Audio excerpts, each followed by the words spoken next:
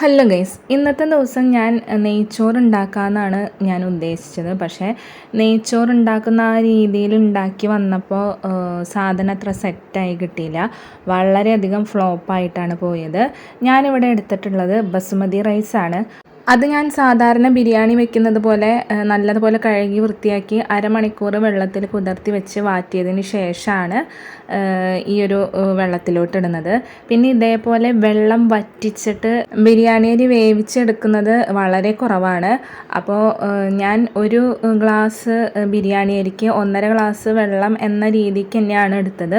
പക്ഷെ അത് പകുതി വേവാകുമ്പോഴേക്കും വെള്ളമൊക്കെ വറ്റി. അപ്പോൾ അതിലേക്ക് ഞാൻ വീണ്ടും നല്ല ചൂടുള്ള വെള്ളം ഒഴിച്ചു കൊടുത്തു.